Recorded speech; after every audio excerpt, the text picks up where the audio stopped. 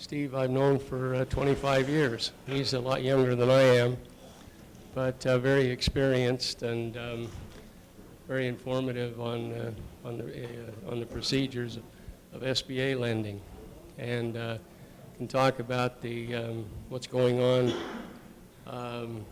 with the program, and talk a little bit about what's going on with government budgeting. And so with that, I'm going to turn the time over to you, Steve. Okay, thank you. Can you hear me? Everybody can hear okay? Pleasure to be here. It's not often you can be from the government and have people want to hear what you have to say. But hopefully today we can give you some good information. In fact, I would dare say we're going to tell you the real secret to business success today. You're really lucky that you come here. You're going to tell all the guys that didn't make it today, too bad, we got all the real good secrets when Steve came to talk to us, okay? As Rick mentioned, I work with the SBA. Who knows what the SBA is? The Small Business Administration. Has anybody ever heard of that before? Maybe, if you're all business majors, right? So you're all interested in business, that's good. Why do you think the federal government has an independent agency to help business?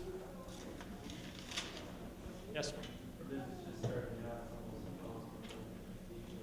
Okay, said business is starting out at a very difficult time.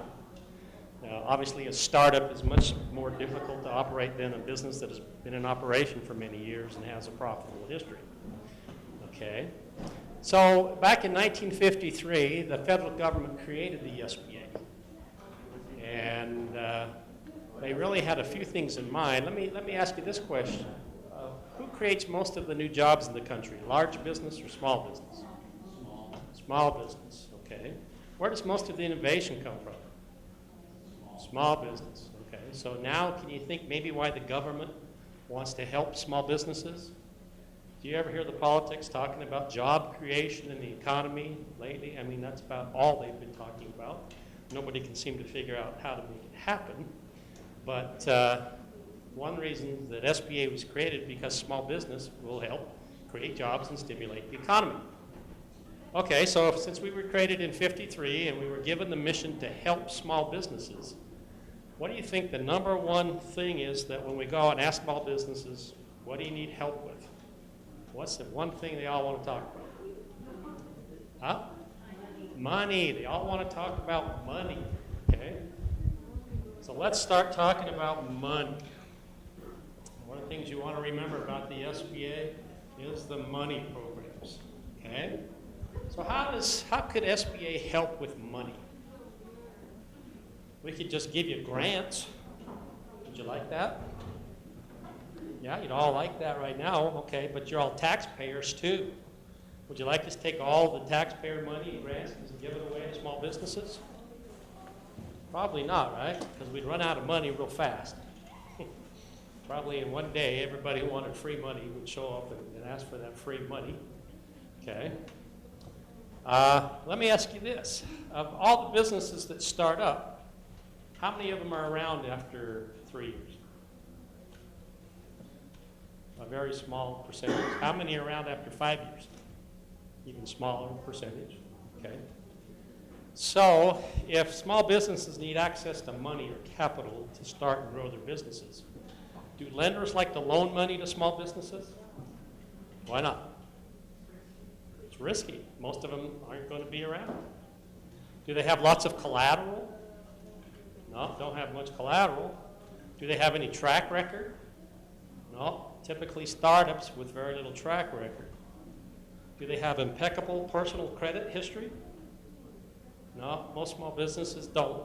They struggle to sometimes pay their bills, and their credit scores aren't the best in town. So is it a wonder that small businesses can't get access to money?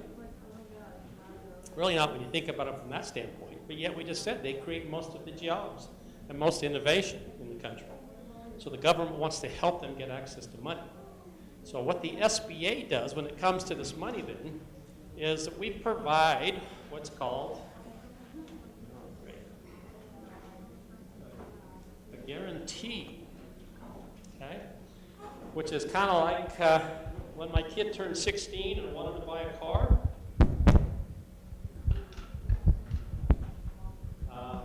We went down to the car lot, and of course he picked out a nice, fast red one.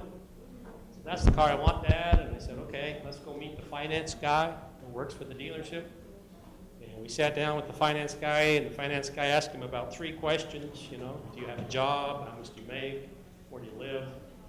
And after about 3 or 4 questions, he said, your dad has got a cosign on his deal. Why is that? For the exact same reasons what we just talked about small businesses. No track record, no stability, no down payment, and the things that small businesses have to make it hard to get money is the same reason why it was tough for my 60-year-old kid to get a loan unless Dad was willing to co-sign. So what the SBA does when it comes to money is providing a guarantee to the lender. In other words, we co-sign on the small business loan with the small business for a percentage of the loan. Okay? And those guarantees range anywhere from 50 to 90%. Okay? Now, do you think that makes a difference to the lender? Sure. Wow, now they've got the full faith and credit of the United States government behind them guaranteeing that loan for generally somewhere between 75 and 85%. That makes a huge difference. Huge, huge difference. Now they maybe want to work with that small business that's a startup or has a short track record, okay? Because the federal government is guaranteeing the majority of the loan. They're taking most of the risk away from the lenders, so they're not risky anymore. They can afford to do it, okay? Now, how much do you think we did in SBA guaranteed loans in the state of Utah last year? We want to venture a guess? 100,000, a million, 100 million? Last year in the state of Utah, we guaranteed $435 million in SBA loans in the state of Utah. 435 million. In fact, it was an all-time record for the dollar amount of loans for the state of Utah. That's money, that's 435 million that otherwise would not be out on the street because lenders have to certify to us that they would not make those same loans without the SBA guarantee. So we help small business get access to money, okay? That's one of the very first things we do, and that's why I wanted to write money up there. One of the things we do. It's the first thing all small businesses want to talk about. Now, what else do we do with money? Okay. When banks make you a regular conventional business loan, do they give you a long time to pay it back or a short time to pay it back? You know? They give you a short time to pay it back. Why? Why do they want to shorten up the maturity on deals? Anybody know? To make sure you pay it back. The faster you have to pay it back, the less risk there is involved. Okay, when you shorten the maturity, what happens to the monthly payments? They go up. When your monthly payments go up, what happens to your cash flow? It goes down. What happens to your chance of survivability when you don't have any cash flow? Cash flow is the lifeblood of small business. You've got to have cash to operate and make things go. And if you don't have enough cash flow, you're out of business. It's that fast, okay? So again, even if you're lucky enough to qualify for a conventional bank loan, and they give you a short time to pay it back, it hinders your ability to be successful. So guess what's another one of the secrets we're going to discuss today, and the magics of SBA loans, or SBA guarantees on loans, is the maturity in which you can get these loans for. Okay? So next would be in maturity. If you borrow money for working capital in the business world, how long do lenders give you to pay that back? Does anybody know? Can you get a 20-year working capital loan? No. In fact, most lenders talk about repayment in terms of days. 180 days, 360 days, a year if you're lucky, typically for working capital. So again, if you can get a working capital loan, it's on a short payback. How long can you get a working capital loan for if SBA guarantees that loan? In that situation, you can get up to a 10-year maturity on an SBA guaranteed loan for working capital. So what happens when SBA guarantees the deal? The lender can stretch out the maturity, lower the monthly debt payments, increase your cash flow, and therefore keep you in business long enough to break even or survive or figure it out. Okay? That's one of the secrets of SBA lending, is in the maturity and how we structure those loans from the beginning. So when you're doing your business plans and you're deciding how to get into business and what type of financing you need, you probably really want to consider an SBA guaranteed loan, because you're going to get it on better rates and terms than you would on a conventional basis.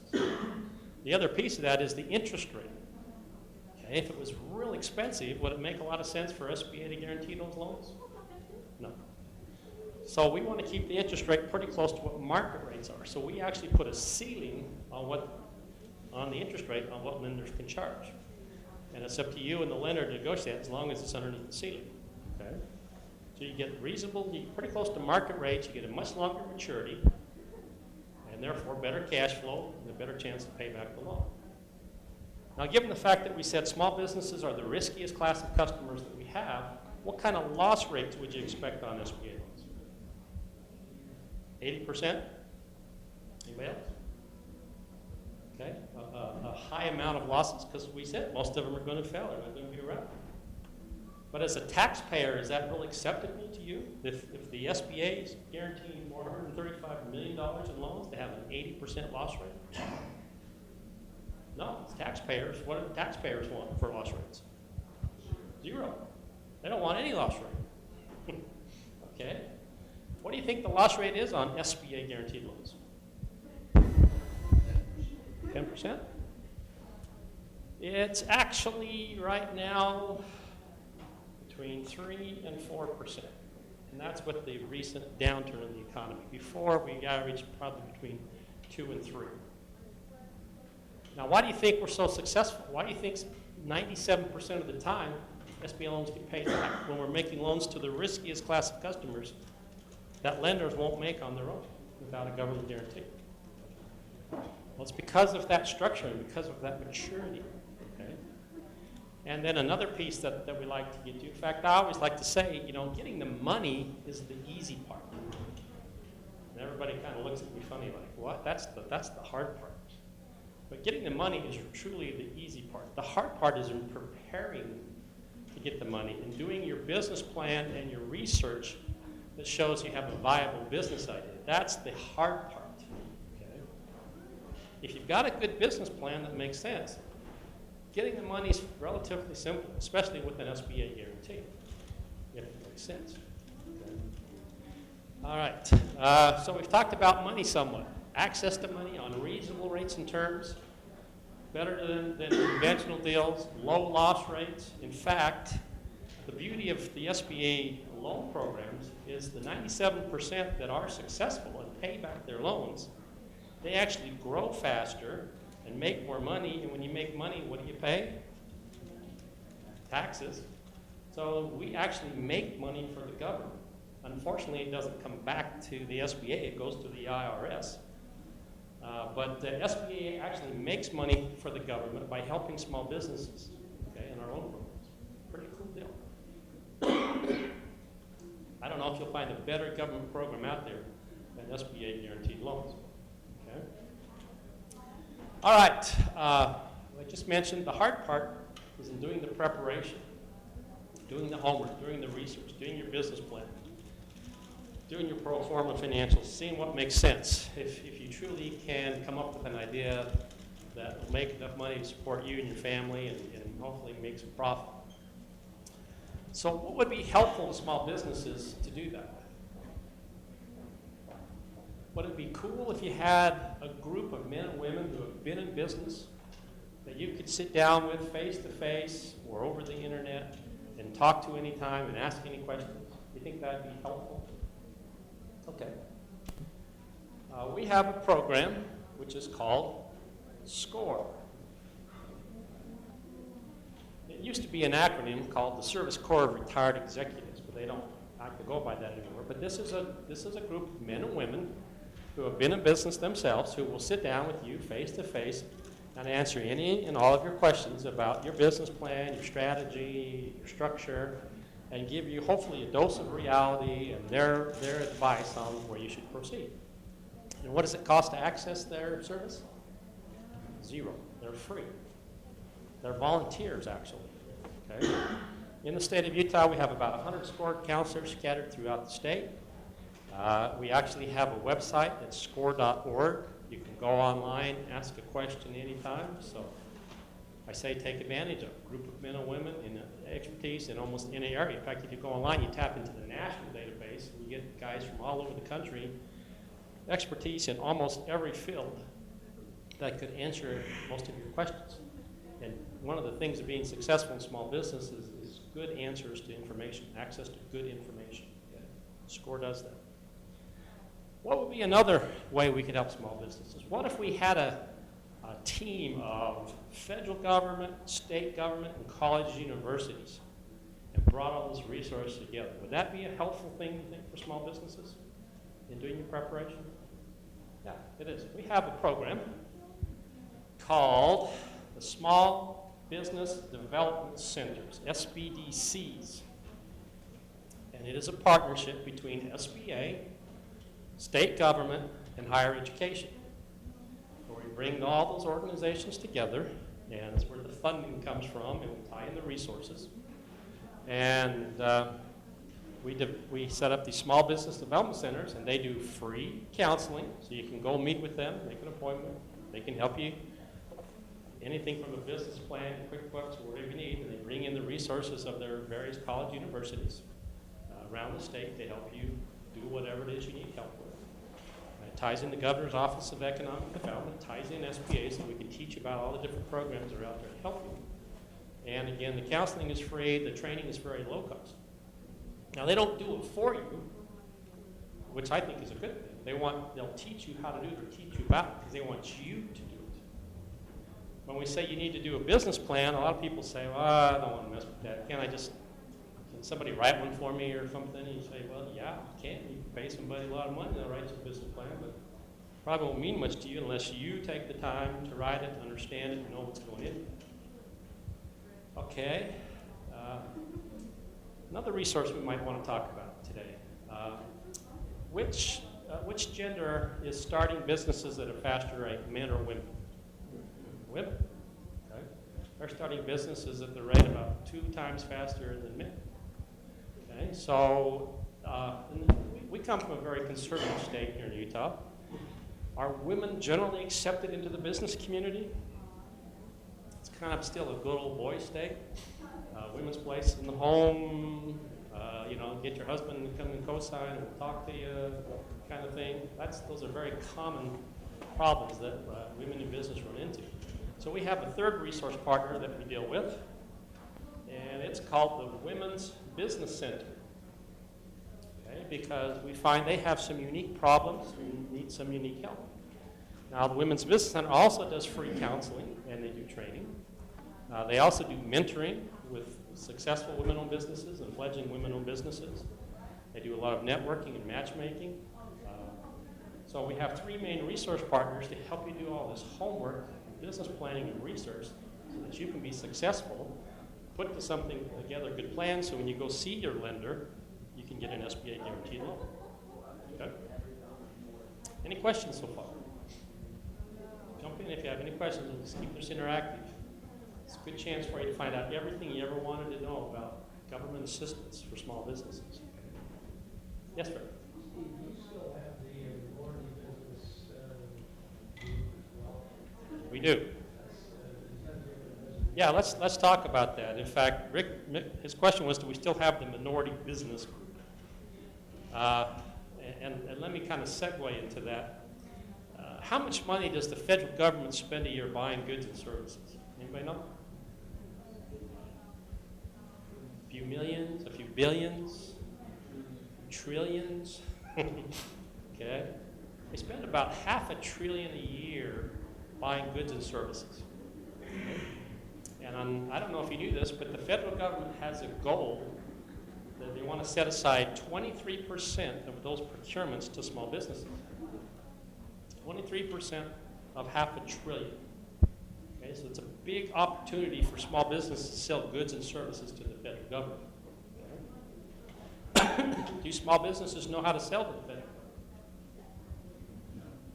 They have a hard time for all the same reasons we've already been talking about. The large businesses are more established, have bigger budgets, they've hired specialists to know how to deal with the federal government.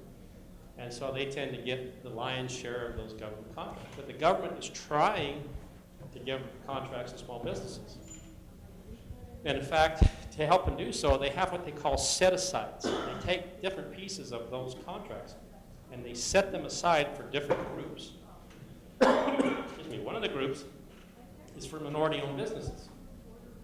Okay, if you're a minority-owned business, you can probably qualify for one of SBA's programs. It's called the 8A program. It's for socially and economically disadvantaged businesses. And the socially disadvantaged, Congress has said if you're a member of an approved minority group, it's a given that you're socially disadvantaged. And if your net worth, not including your equity in your home or your business, is less than $250,000, which most everybody qualifies for, you're economically disadvantaged. So if you're approved of an approved minority group and you're economically disadvantaged, you can apply for and get approved in the 8A program as a minority-owned business, or they call it an 8A certified company. And then you're able to get government contracts non-competitively. Okay? You're not competing against large business. They set aside those contracts for small businesses. Yes? Say minority and socially, or? Well, I said socially and economically disadvantaged. And the definition of socially disadvantaged, one of the definitions is if you're a member of an approved minority group, it's a given that you're socially disadvantaged. If you're not a member of an approved minority group, you can still be socially disadvantaged. You have to fill out the application and explain why you're socially disadvantaged. And if they agree, then they'll certify you even though you're not a minority. Okay, but if you're a minority, it's just a given. That process is easy, speed it up. Okay. So that's one of the set-asides. They have women-owned business set-asides. They have small business set-asides. They have service-disabled veteran set-asides. They have a number of set-aside programs. You just need to find out which ones you qualify for and which ones you want to compete against other small businesses in those set-aside contracts. In fact, one of my favorite stories is about a guy who had a janitorial business up in the Layton area. He ran 5 or 6 commercial buildings, had a crew of about 100 people, and had a pretty nice, thriving janitorial business. And of course, his dream was always to land the contract at Hill Air Force Base. They had about 100 buildings out there that needed cleaning, and the contract was actually about a $3 million a year contract. He got that. He thought, if I could get that contract, my business would be set. So he studied up on it, he learned how to do business. He submitted a bid for it, and lo and behold, he won the contract. $3 million contract. He's just ecstatic. Well, after the news wore off a little bit, he sat down and he looked at what he needed to do to perform on that contract. He needed about $1 million of working capital. He had to go buy mops and brooms, buffers, vacuums, and hire a staff of people. And so when he added up, he needed $1 million to make that work, to get this $3 million contract. But he had this government contract. So he ran down to his friendly banker and said, Mr. Banker, I've got this contract. All I need is a loan for $1 million. You think the bankers were real happy to just write him a check and make him that loan? Why not? See the head shaking out there? Well, one, he'd never done it before. Just had a smaller business. Did he have $1 million worth of collateral they could put up? No. Was the equipment that he's buying, could they repossess it and sell it for $1 million? No. What's the market for used mops and brooms and buckets and vacuums? Not a lot of value there. So what was he to do? How was he supposed to survive on that contract? Well, guess what? SBA can provide you a government guarantee on a loan that has a government contract. We'll actually take the assignment of proceeds as collateral to secure that loan and give you a guarantee and hopefully increase your chances of getting that lender to make you a loan.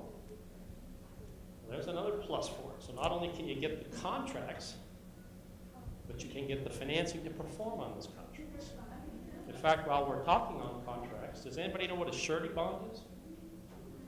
If you have a government contract, you have to be bonded. What does that mean? You have to be insured. You have to be covered in case you can't perform on the job. There's a bond posted so they can go hire somebody else to finish the job.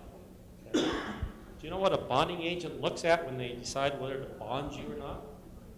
They look at your financial statements. They look at your cash flow. They look at your repayability. Same thing that a lender looks at when they're making you a loan. So is it easy for small businesses to get bonding? No, it's the same scenario as the lending. Any government contract over $125,000 requires bonding. So how do we get small businesses to get bonded? Well, the SBA can provide guarantees to the bonding agent to co-sign on those deals so they can get bonded and perform on government contracts. Oh, it sounds pretty good. We're getting money. In fact, if you want to remember about SBA, the easiest way to do it is the 3 C's. The first one was capital. The last one is counseling. And the middle one is contracts. Okay? Capital, contracts, and counseling. The 3 C's you can help get through the SBA. Okay? Now, what else can SBA do to help small businesses? Okay? Let me ask you this. In this country today, do we have a trade surplus or a trade deficit with the rest of the world? We have a deficit, trade deficit. Now, why is that the case? We're America. We're the largest economic powerhouse in the world. Innovation galore. Why do we have a trade deficit in this country? Why do we import more than we export? Huh? We don't make anything? Okay, that might be one answer. Although the United States does manufacture a lot of goods, okay? Easier to pay workers in other countries lower wages? Lower wages overseas, that could be a situation, okay? But then there would still be American-owned companies overseas if that was always the case. But these, like I said, we're importing more than we're exporting. Yeah. Stuff we make here is more expensive. Stuff here is more expensive, they can't afford other markets. Well, I'll tell you, there's only one answer. The reasons we have a trade deficit in the United States is because small businesses do not export. It's that simple. Small businesses do not export. They think they have to get bigger, they have to get more sophisticated. When they're putting their business plan together, when you're putting your business plans together, how many of you have thought to put a section in there for international trade, for export? Probably not. And that's why we have a trade deficit in the United States. It's because small businesses don't think about exporting. Now, if we're having the same conversation, let's say in Switzerland, we're talking about business planning, how many of those small businesses in Switzerland are thinking about exporting when they start to conceptualize their business? All of them. Why? It's a small little country. They're surrounded by other bigger countries. They all speak 4 or 5 languages. They just used to doing business that way. In their mindset, that's how they do business.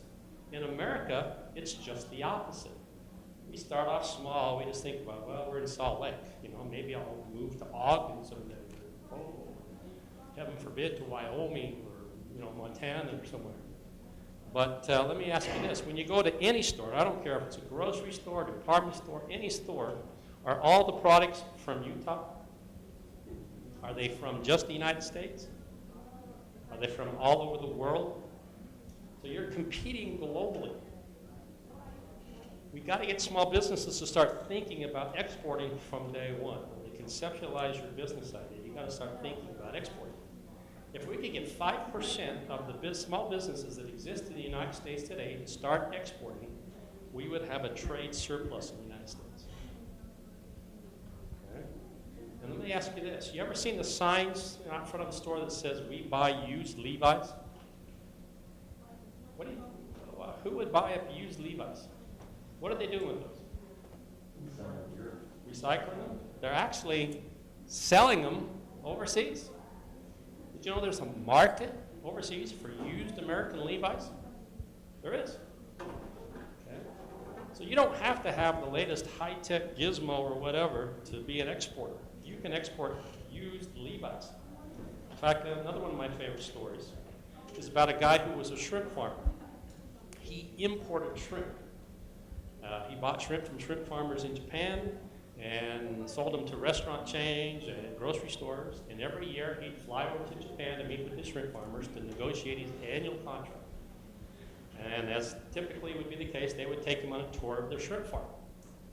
They'd show him how they grow shrimp, and show him their quality control, so he knew he was getting good shrimp to bring back to the United States. And he was kind of curious one day, and he asked them, "What do you feed shrimp? You're growing shrimp. What do you feed them?" And the guy calmly said to him, "Well, their most favorite food in the world are brine shrimp fly eggs." And it didn't mean anything to the guy. Came back to Utah, looked up brine shrimp flies, and guess where the world's largest concentration of brine shrimp flies is? At the Great Salt Lake. So guess what he now exports to his shrimp farmers? He exports brine shrimp fly eggs. In fact, it's a thriving industry. It's very competitive. Harvesting brine shrimp fly eggs from the Great Salt Lake. When you go out there, you hate them because they fly around your head, and everybody hates the bugs at the Great Salt Lake. But it's a great commodity that they can sell. Okay? In fact, if there is a market domestically, there definitely is a market internationally. And many times when there's not a market domestically, there's a market internationally. Okay? Let me tell you two facts that I want you to remember when it comes to international trade. 95% of the world's population lives outside the United States. 95%.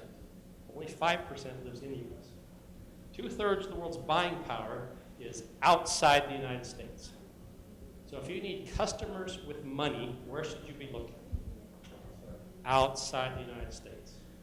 I would put a premise to you, if you have a business plan and if you don't have a very big section on international trade, you are missing the boat. You have just cut off markets that there's no reason for you to do so. You can export. You don't have to have, the latest computer or electronic gadget. All those typically export and sell well around the country. But you use Levi's.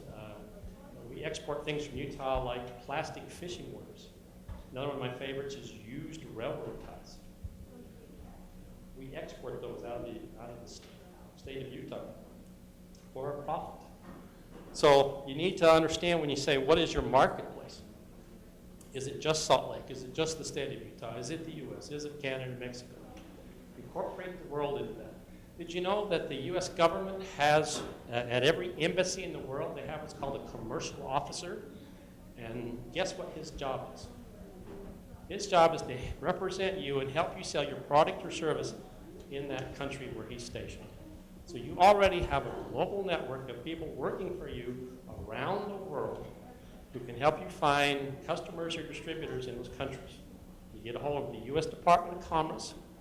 They have an office here locally in Salt Lake, and they have information on every country in the world and the markets, what they're buying and selling, whether or not your product or service would work there. In fact, they have a program called the Gold Key Service. For like $500, they can find you a distributor in the country of your choice, a reputable, known distributor, that all you have to do then with is negotiate a contract with them. How much of your product or service do they want to buy and sell in their country? Pretty easy to export. Okay? And many times when there's a downturn in the U.S., the rest of the world sometimes is going strong. So a lot of times in cyclical nature business, it's a good offset to the U.S. economy to have diversification by having sales around the world. Okay? Have I sold you on exporting? You all need to go back and revise your business plans now. Okay, let's say you find somebody overseas and you advertise and they want to buy your product. And you get this nice big purchase order from overseas. And what do? Just like the example in the government contract. You look at what you need there. Usually you need some working capital to buy some goods and material, buy some equipment, process whatever it is you do to export. So you typically need some money. Now we're back to money again. You run down to your local banker, Mr. Banker, I need some money to export this. I need to hire some more people. I got to buy some equipment, whatever. Is he willing to just write you the money? Especially if you're selling to some third world country that, if they don't pay you, how are you going to collect, right? It's harder than going down the street. You got at least the legal system in the U.S. that you can use to help you collect that money. Well, guess what? The SBA I mentioned has a program for that. In fact, our highest guarantee Our 90% guarantee is for exporting. We can guarantee a bank's loan up to 90% if they'll loan you money for exporting, because we want to encourage that to happen. So our highest guarantee program for lenders is for exporting. Okay, so we can help you get money to do that. Okay, what else can SBA help with? Well, we got you access to money, we access to contracts, free counseling and training. Man, this is too good to be true. We're making money for the government, we're not costing taxpayers any money. Heck of a deal. Okay, let me ask you about this issue then. Are there any rules and regulations when you go into business? Is there anything that regulates small business?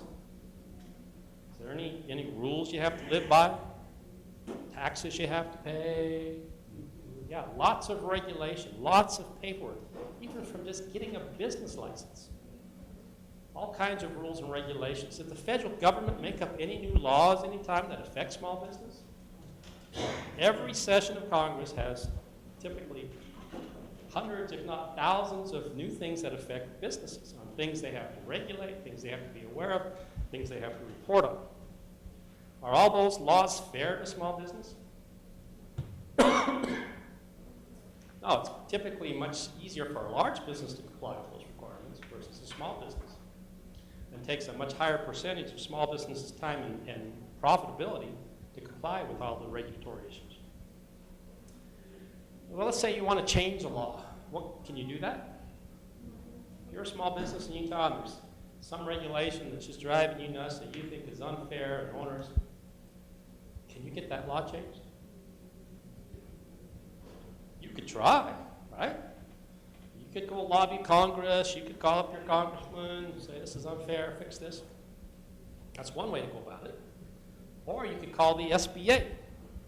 We're an advocate for the small business. We actually have a national ombudsman who does nothing but take complaints about onerous federal regulations. And then we go beat up Congress to fix those. So not only do you don't have to take the time and the money to do it yourself, you file a complaint with the SBA, we'll take it back for you, and we'll become your advocates to try to get that law changed. And in most cases, we can affect that law, because it's not just one small business, it's the whole Small Business Administration fighting on your behalf in Congress. Okay. Is that a good deal? Good deal. All right, this is time for another story. Okay, I like stories.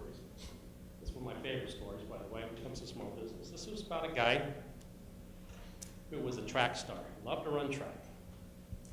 On track all his life, got married, still was running track like on almost every weekend. Wife was okay with it for a while. After a couple of years of marriage and him being gone every weekend, running races, track meets, he said, enough is enough, the garage is a mess, I want you to take off from running track, I want you to clean the garage. To save his marriage and being a smart guy, he said, yes dear. He took off that weekend and he stayed home and cleaned the garage. Backed the cars out, took everything off the shelves, hosed it down, and as he was putting stuff back, one of the things he noticed was an old waffle iron that was in there. Didn't have a clue if it worked or not, if it was garbage. So he decides to plug in and see if it'll heat up. Plugs it in, lets it heat up for a little bit. In the meantime, he's putting away tires, and he found a couple of old snow tires that were from a couple of cars ago that were kind of old and cracked anyway. It didn't fit his car anymore. By this time, he looks over at the waffle iron. It's kind of smoking, so he knows that it's hot. And he's getting kind of bored with cleaning the garage because he's a track guy and he doesn't really want to clean the garage. So he gets this funky idea, and he goes get some tin snips, and he cuts a big hunk of rubber off of his tires. He takes over the waffle iron and throws it in the waffle iron, opens it up. After a while, he opens it up. Of course, he's got this now rubber thing that's got little bumps on it, like a waffle would look like, but it's flexible and pliable. And he gets this, he looks at it for a minute, and he gets this idea, cuts it out in the shape of a shoe sole, and glues it to his tennis shoe. Gets down and he stands. Boy, start fast. Just shoots out of the gate fast. He's grip better, turn better, and he gets really excited because he's a track guy. I got these new shoes, right? Can't wait till the next weekend, the next track meet. So he takes these magic shoes that he made with his waffle iron in his garage, and he goes out to track meet, and lo and behold, Guess what? Wins the race. He's excited. Everybody's like, wow, you really performed great today. What's your secret? He goes, it's my shoes. My new magic shoes. I can run faster with these shoes. So guess what his buddies on the track meet wanted? Well, make me a pair of shoes. Let me try them out. He says, okay, I still got some, the tires are still there, the waffle iron still eats up. Started making a few shoes. Guess what? Their performance started to increase. They started doing better. One thing leads to another. He's got a big demand now for these new athletic shoes. So he runs down, makes an appointment with his banker. He's got this idea for a business. He's a small business guy. He sees a niche here. He's going to take advantage of it. Sits down with that banker across the desk in his three-piece suit. Tells the banker, I need $50,000 to start a business. Banker's, okay, guy says, well, tell me about what you do. He goes, well, I melt tires in my waffle iron, and we cut them out and we glue them to tennis shoes.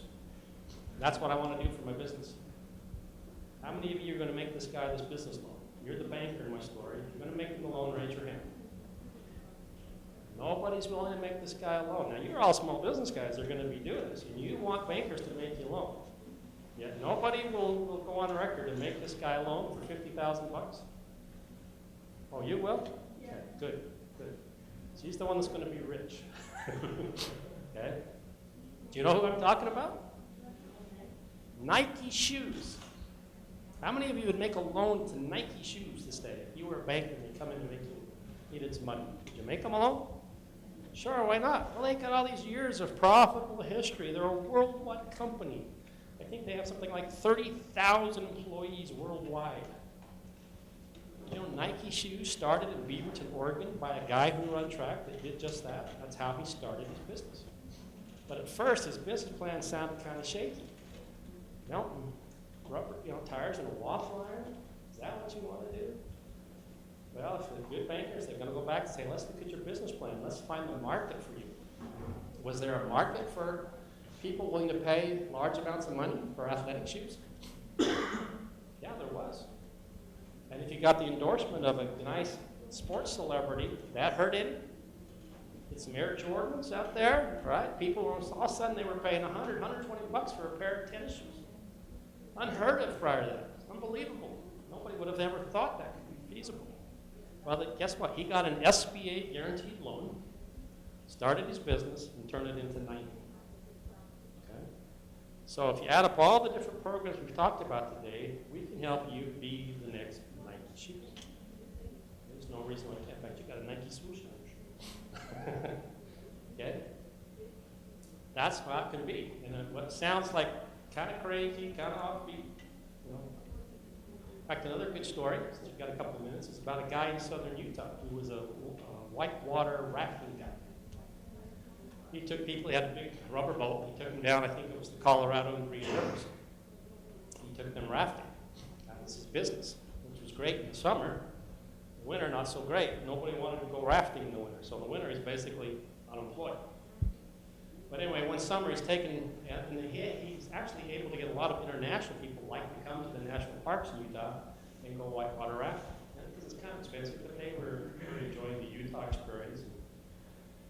His clothing consisted of a whole bunch of T-shirts and a few pairs of shorts and some sandals. That's all he ever needed down there. But he always had an expensive pair of sunglasses because he was always out in the sun. But every once in a while when he was doing the raft, either the oar would come loose and hit him in the face, or a wave would hit him and it would knock his glasses off. He'd lose his glasses in the river. Well, after losing about 3 pairs of sunglasses, he got real tired of that. So he took an old T-shirt, he cut it up, he made a little band, and he hooked it to each end of his sunglasses. So he could hang it around his neck, or if it did get knocked off, it would be caught on his neck. Okay? And he went doing his guide work. Well, guess what? The people going down the river looked at him and said, gee, that's kind of a cool little thing you got for your glasses. And they had on expensive sunglasses as well, too. And they were in tourist mode. They wanted something to buy from Utah. And they said, can you sell us a pair? He said, yeah, I got a lot of T-shirts. Cuts up a bunch of T-shirts, starts selling them. In fact, in the winter, it's a great thing to offset his summer income by selling these in the winter, right? Okay. So he starts going to convenience stores and sports stores and saying, let me put a little stand here in your store. I'll sell these things. People buy them. You know who I'm talking about? Chums. Utah business. At his height was probably selling 2 million pairs of Chums a year at about $5 retail. That's 10 million a year in sales, selling Chums, eyeglass holders. Exports to 37 countries, Chums. Okay? High tech, no, just the right niche, the right marketing, make it happen. Okay? So any business can be successful if you do your homework and take it right and take some criticism along the way. And if somebody tells you no, sometimes that's a good thing. Find out why they're telling you no, and what they think the weaknesses are, and fix that until nobody comes up with any more no answers. That's why I say doing the homework is the hard part. You do the business plan right, you do the homework, getting the business plan right, and then getting the money is easy. Okay, what other things, questions you have? Does the SBA help out with patents? Patents. Question was, does SBA help with patents? Well, we won't do a patent for you, but we'll teach you the process of what it takes to get a patent, or whether it even makes sense to get a patent. In some situations, you know, everybody thinks, well, I got some proprietary information, I've got to protect myself, so I need a patent. Is it cheap to get a patent? No. Is it fast? No. And is it always effective? No. So there are alternative strategies to getting patents. Sometimes it really makes sense and you need to do it. I'm not saying never do that, but you need to make sure when it makes sense. You know, there's people in China, they're famous for reverse engineering things, and they can have a copycat product out before you know what happens. If you try to enforce patents in some countries, next to impossible. So part of the strategy is learning when it makes effect and how to combat it. Maybe you want to change your business plan so that you intend to flood the market quickly and capture that market before anybody has time to do anything. So yeah, we'll help in those types of ways. You know, we can always refer you to a good patent attorney or something else. Too. Yes, sir. What's a couple of businesses that are in Utah that you can start, like types of businesses that tend to be successful? I get asked that a lot, and it's really hard to answer because we help every type of businesses there are. You know, let me ask you this. Do you know what the business industry with the highest failure rate is? Restaurants. Okay, do we help restaurants? Yeah, we do a lot of restaurant loans. But everybody thinks that, you know, if they can make a peanut butter and jam sandwich, they can run a restaurant. Not the case. Okay? But we help. We've had success and failures in every industry. Okay? I can't point out one. You can actually go online to SBA or do a FOIA request and get the names of every business that got SBA financing. And you can right from that tell, you know, if you know who they are, if they've been successful or not. Okay. Yes, sir. Where is the small business administration located here in the city? We're located at the Federal Building in the corner of First South and State, 125 South State Street. The second floor. So SBA has offices there. Okay, one last thing. Oh, sorry. What is considered a small business? Great question. A lot of people have a misconception of what a small business is. A lot of them think, well, that's only got to be a 1 or 2 person type of operation. But actually, Congress sets the definitions for all of the small businesses, and they do it by industrial classification code. Okay? And I can tell you this, about 98% of all the businesses in the U.S. are small businesses. Okay? It depends on the industry. It's either based on your number of employees or your annual revenues. You can go to the SBA website, look up size standards, plug in the industrial code, and it'll tell you what the size standard is for that industry to know whether your business is small. But most businesses are small. In fact, you can be a wholesaler and have up to 500 employees and be a small business. And manufacturers can do 50 million in sales and still be a small business.